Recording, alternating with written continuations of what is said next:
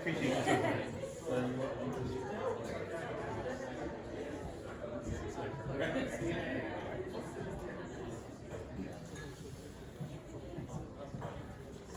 Well, I can start by introducing myself, which will be the part that they're probably least interested in anyway, and doesn't really merit putting down your coffee cup for. But my name is James McGrath. I'm a visiting fellow. I'm usually based at Butler University in Indianapolis, in the United States.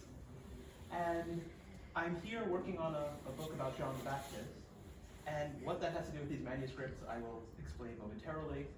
But these manuscripts, I brought some facsimiles just so you can get over here and actually take a closer look, because they don't let you touch the real ones.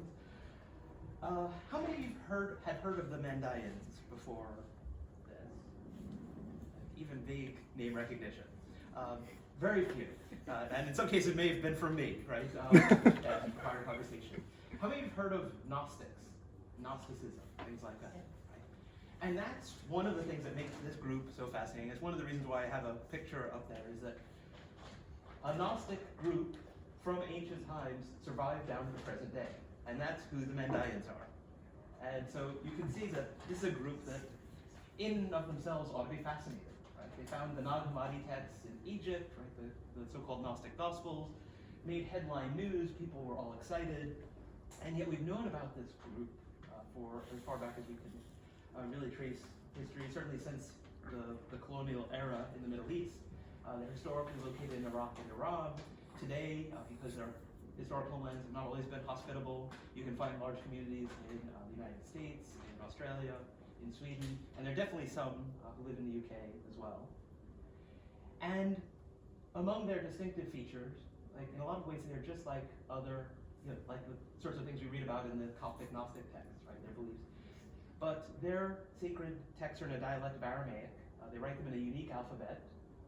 And why they don't use a different alphabet, whether it's just to keep the text mysterious, or whether it actually evolved from a separate sort of lineage from other Semitic languages and alphabets, we don't honestly know. There are a lot of questions we can't answer. They hold John the Baptist in high esteem, right? And so there you have a photo up on the screen of baptismal ritual, right? They still practice it today. It's a repeated rite, so it's not a conversion. It's something that's done essentially to prepare oneself, seek forgiveness and prepare oneself for the afterlife. And so even their lived practice raises interesting questions, right? They hold John the Baptist in high esteem. They do repeated baptisms. Why should we assume that John's baptism was a one-time thing, like Christian baptism, as opposed to more similar to that? At any rate, so I started out in New Testament.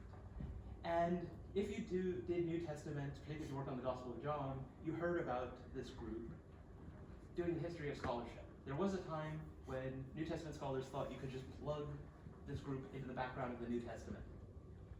And then there was a backlash against that, saying, okay, these texts are much later, you can't do that. And now the tendency is to ignore them altogether. And so part of my project is to make a case that, as with other later texts, you think of rabbinic literature, it's not all sort of relevant to the time of Jesus, doesn't reflect Judaism in the time of Jesus, but there are traditions in later literature that reflect earlier times. So what do we have here? So these are not the texts that I usually work on. In fact, I worked on a translation. There's an edition of this, which is known as the Mandaean Book of John. And that's John as in John the Baptist, is the focus of the central section, so it's not a version of the Gospel of John or something like that.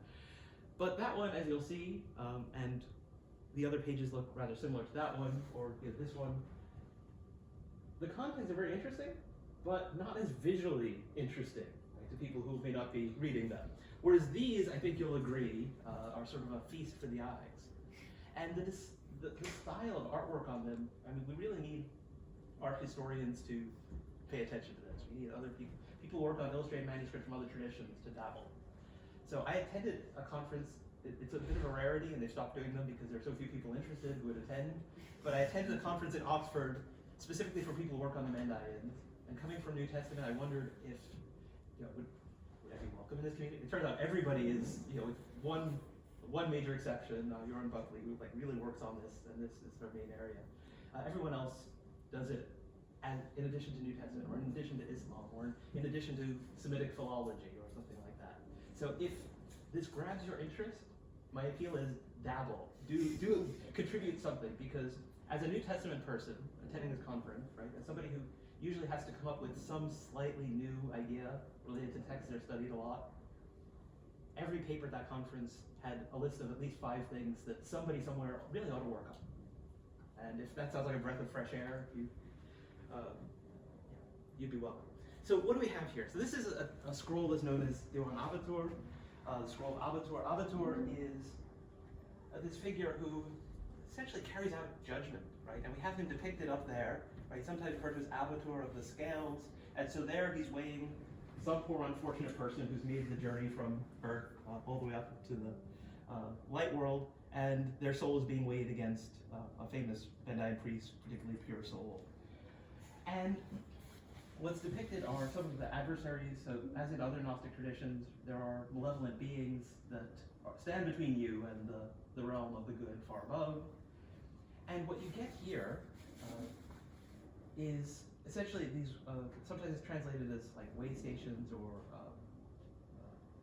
purgatories, but places where people are tormented, right? So you've got wild animals, of course you need those if you're going to torment people. Must be cats, right? No cat owners? I'm not a cat owner, but I know enough cat owners to expect a chuckle at that. Anyway, and then I actually had a student work who was a religious studies and music major do some work on the fact that the Mandaeans don't seem to have a distinctive musical tradition, and I wondered if there was any connection with the fact that here you may notice that people are being tormented in the afterlife with musical instruments. And I think what we determined is that that's probably just like people use music at loud volumes to torture people even today, and it's not necessarily the choice of music or the artist, it's the volume.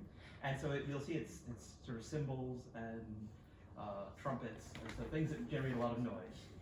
So I don't think it's a critique, but if it is, it's only a critique, I think, of brass instruments, although that one might be an oboe, so we're not sure, right? So this tradition is fascinating. There's a lot more that I could tell you, but I think we're supposed to keep these brief. I have no idea how long I've spoken for, but you've probably already got the sense that once I get started on this topic, somebody has to stop me. But I'm going to try and actually stop myself and see if there are questions, because I'm sure there are. Yeah, I mean, I'm sure everybody can come and have a closer look. Yeah. Don't touch these, but the facsimiles, as James has said, you can.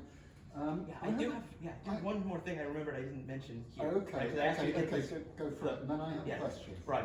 I asked them to get this box out because I was requesting things and taking a look at things. And this one I asked them to bring today just because I didn't want to handle the scroll too much. I worked out from that there might actually be a digital facsimile. But what was really impressed me looking at this one was that on the back of the scroll, right, there's a handwritten note by the patriarch, the Orthodox patriarch in the Middle East who purchased this. And then there's a note from Ethel Stefana Drower, and these manuscripts belong to what's known as the Drower collection. And so she was the wife of a British diplomat, emissary in what's now Iraq, right, during the first part to the middle of the 20th century. And she became friends with this community. She learned their language. She wrote books about them, and really started modern Mandaean studies. Certainly in English, contributed a lot to that. And so there's the note on the back of the scroll. There's a handwritten note from Lady Drower, and then there's also a note by some librarian, I don't know whom, saying that these were photographed for Mark Lidzbarski, who made the German edition of the text in question. And so intersection with provenance and history of research and things like that, I think is also something that everyone here probably can appreciate. And so finding those things in that little box just sort of made my day. So James, tell us, how old is this, and when was it made, and by who? Right. Yes.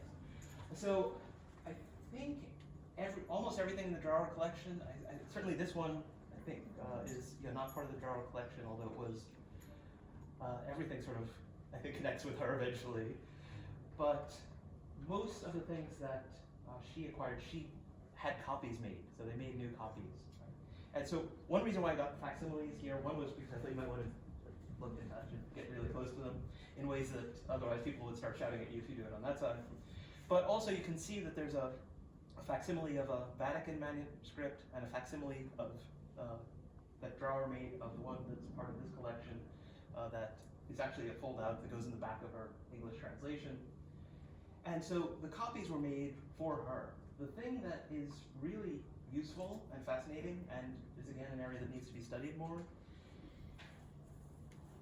copying these texts is a meritorious religious act in the Mandaean tradition, and so each scribe would add their name to a colophon at the end. And so we have these colophons that sometimes mention pandemics, mention that cursed ruler who raised the taxes, these kinds of things come up and sometimes allow us to trace something of the history. And so, depending on the text, the antiquity can vary. None of our copies are more than, this case is closer to, what would it be now? It's getting to about 70, 80 years, something like that. I'm trying to think when the acquisition is for this. I might defer to Cesar if he knows off the top of his 54. head. 54, okay. I was in the right They ballpark. started. Some of them, we have some that are a couple of hundred years old, but thanks to those scribal colophons, we can tell that many of them go back a long way. Some of them clearly were written or redacted in the Islamic era. They mention Islam, they use Arabic loanwords, things like that. There are some that don't have any Arabic loanwords. And as a Semitic language in that part of the world, I think that's something that indicates the antiquity, right? Because once you have a related language becoming the dominant language in an area, it interferes with the language. Thank you, James.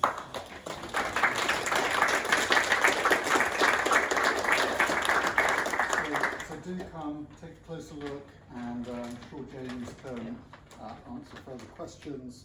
And I will open the terrace, so if you want to go and take a look, you're very welcome. That clock still says 8 o'clock, so I have no idea how long it's going. It's always there.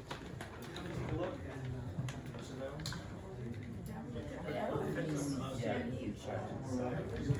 Yes, thank you.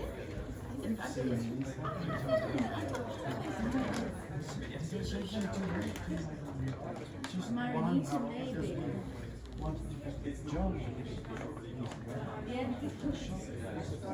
That one is a ship. So the idea is that Marinito, he just says